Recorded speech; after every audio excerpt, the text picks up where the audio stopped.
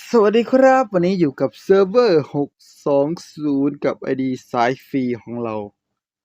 วันนี้ก็เป็นอันที่รู้ดีวันนี้ตัวม่วง10 ใบ แห่งความจะเฉิดฉายหรือหายนะก็เป็นอีกเรื่องหนึ่งของอนาคตแต่ว่าได้มาแล้ว10 ใบ มันก็ต้องจัดต้องซุ่มแล้ว เพื่อเป็นการไม่เสียเวลาก็ทำภารกิจก่อน คิดภารกิจก่อนเฮาไม่ต้องรีบ ทำภารกิจรายวันไปก่อนมาอย่าแล้วก็รับของกันไปอ่ะก่อนจะไปไหนมาไหนเราต้องถลุงเรียกว่าถลุงไอ้นี่ไอ้ช็อกโกแลตให้หมด เพราะว่ามันค่อยสิบ่เต็มไอดีถ่ายฟรีเฮาค่อยสิบ่เสียของ เพราะว่าคันมันเต็มแล้วมันเสียดายทุกช็อกโกแลตมีค่า ตอนนี้เดี๋ยวอัปเดตให้ก่อนโอเคมาทีมเฮามัน10เท่าใดล้านแล้ววะอ๋อเฮาไปรีอันนี้ให้เนาะของเฮาไปรีไอ้นี่จาก16,800,000บ่วะ16ล้านเท่าใดวะรีดวันนี้มี16,300,000เหลืออยู่19ล้านบ่เป็นหยังแล้วก็ค่อยๆอัปไป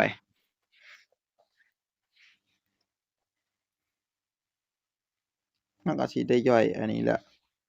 ไม่กี่วันเราก็จะได้ย่อยไอ้อิหยังก็ย่อยไอ้อาซุยริวลูกรักเฮาแล้วปึ๊บเข้าไปเฮาสิได้ลูกแก้วทะเลลึกบ่ขอมาเบิ่งโอ้แต่ว่าก็บ่ลุ้นดอกเว้ยเพราะว่ามันเผื่อโพด10 ใบไปเลยเทื่อเดียวจบ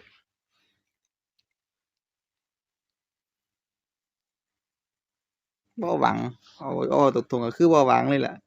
ทองก็ดีเอ้ยทองว่ะเอ้ยทองว่ะทองว่ะเอ้ยมันต้องจั่งซี้มันต้องจั่งซี้ไอ้หนุ่มเอ้ยแจ๋วเฮ้ยเกมมันตารักแท้วะเกมมันใจดีกับเราอยู่ไอ้หนุ่มทะเลลึกลูกจ๋ามาเอ้าเรามีตัวปลดฟิกเกอร์แล้วอ่ะแต่ว่าเราสิบ่ปั้นเดะอันนี้เราสิใส่เป็นทีมรองจงปลุกตื่นขึ้นมาฟึบราชาทะเลลึก SSR บวกฟึบไว้ถ้าผ่านด่านบ่แม่นหยังดอก5,000,000เฮ้ยเรามีอยู่อันนี้ราชาทะเลลึกเอาบ่เป็นหยังได้คือกันก็ไม่นานเจอกันราชาทะเลลึก UR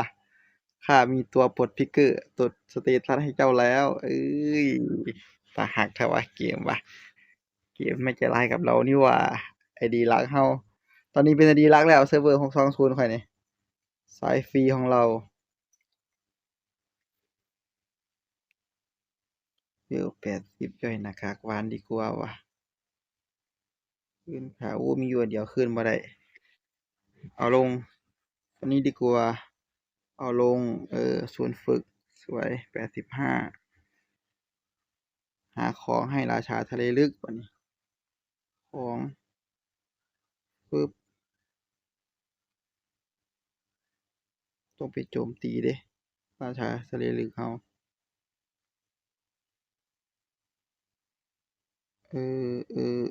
บ่มีของให้ราชาทะเลลึกเลย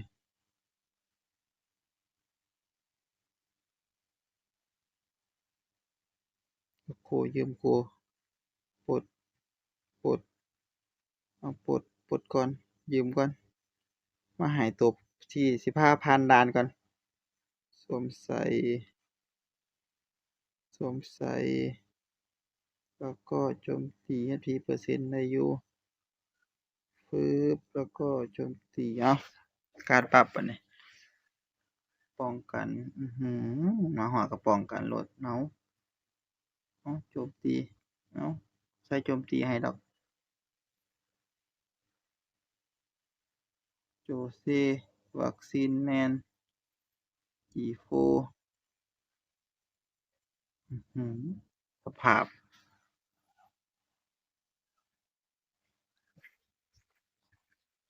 กะบ่ปั่นหยังหลาย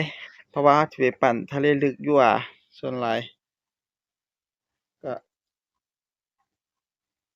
โอ้คอมโบเนาะนะสิพามาลงอันนี้ด่านที่เราไม่ค่อยผ่านกันก็คือนี่ด่านอันนี้แหละปึ๊บเข้าไปจังไดก็ว่าซุยริวมันก็ต้องผ่านเฮ็ดจั่งใดว่ามันก็สิมีโหลวะหวานก็บ่มีเนาะปูบอมก็บ่ได้บ่ต้องติ๊งแหน่งดอกซุยริวค่อยมาให้ใส่ทิปนี้ก็ได้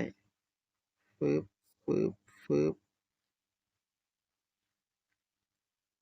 เป็นประมาณนี้ไปโอ้ยทีมแหมไปปึ๊บโชะเข้าไปชูผ่านบ่เนาะไปโชะเพิ่มโลมาฟึบวัคซีนแมนฉีกสะบั้นฟึบโอ้บ่ได้ใส่ของให้นี่มาวางกัดก่อนนี่ล่ะชูเข้าไปแฮงเฮ้ย6,000,000ตูมเฮ้ย6,000,000อีกชูเข้าไปโชะเข้าไปอื้อฮือยิงขึ้นฟ้าเข้าที่หัวเข้าที่หน้าฟูบเข้าไปนี่ล่ะข้อดีของราชาทะเลลึกกัดก่อนแรงฟึบชูเข้าไปบ่ต้องห่วงว่าสิอิหยังชูปึ๊บเข้าไปอื้อฮือติดโหลเลยฟึบเข้าไปไปชูเข้าไปมาอันติอีก1ครั้งฟึบได้คอจักรพรรดิเอกมาก็สิโอเคอยู่จู่โจมบ้าคลั่งนี่ล่ะที่ต้องการไป3ตัวชูกัดก่อนชูติดโหลลบโหลเด้ทะเลลึกฟึบเข้าบ่ได้ตีชูเข้าไปเพี้ยอื้อฮือเพี้ยเป็นตาบ่รอดให้เพี้ยเป็นตาบ่รอดแท้เว้ยชูเข้าไปมาปึบอื้อฮือชูไล่โจมตีจู่โจมบ้าคลั่งรอบนี้ตายของแท้รอบนี้คันได้กัดก่อนล่ะมาบาดนี้ปึบจู่โจมบ้าคลั่งฟุบฟับ600,000ระเบิดกัดก่อนกัดอื้อฮือกัดอื้อฮือกัดนั่นล่ะ ข้อดีของราชานี่ล่ะมันผ่านง่ายหม้องนี้ล่ะฟุบฟับชูเข้าไปแบกดีเดะทะเลลึกกัดก่อนแรงชูเรียบร้อยแจ๋วมาล่ะต่อไปก็เป็นตัวนี้แหละความหวังหมู่บ้านมันสิผ่านบ่ผ่านก็ได้ฟึบจู่โจมพริบตาชู3ดาเมจโอ้โฮแจ๋วแต่ว่าทะเลลึกมันต้องปั้นดีๆเว้ยปั้นทีมรองได้เดะใช้ดีทะเลลึก ฮะคันเราบ่ไปติว่าไปตีคนมันบ่แรงน่ะ PVP PVE มันผ่านด่านง่ายแล้วก็หยังวะแล้วก็มัน กัดก่อนแห้งไลแอนติดีดีทุกอย่างคันว่าเป็นเป็นทะเลลึกแหละปึ๊บมาตู้เข้าไปโซนิกฝังสีเงาแบบไลแอนติมาของแท้ไลแอนติโชว์เข้าไปหมัดทลายพอสุดท้ายเหยียบเข้าที่หัวทุบเข้าที่หน้า2,1,000,000ระเบิดตูม1,600,000เลเซอร์คลั่งเข้าไปยิงหน้าฟิวชูเข้าไป2,000,000แล้วกัดโอ้ยกัดเธอเดียวพอใหม่เธอเดียวเรียบร้อยชูปวดเบิงโลแน่เบิงเม็ดเจมแน่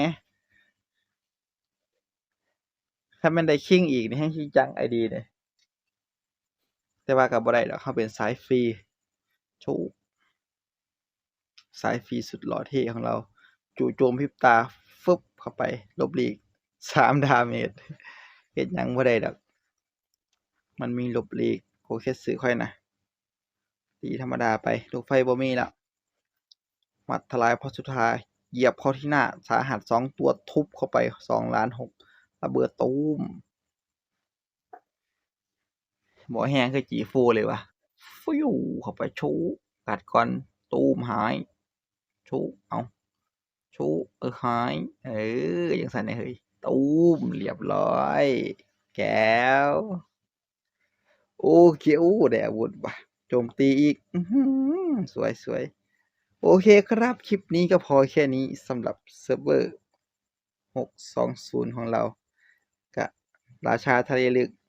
บ่ได้เอามาใส่ทีมหลักดอกเอามาใส่โปรสเตตัส UR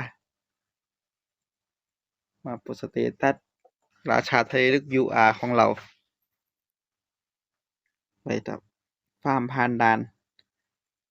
ปั่นนี่มันผ่านด่านไปตัวแบกของเฮาประสิทธิ์ปูบอมไม่ใช่ละปูบอมข่อยเงียบไปแล้วโอเคครับไปแล้วครับ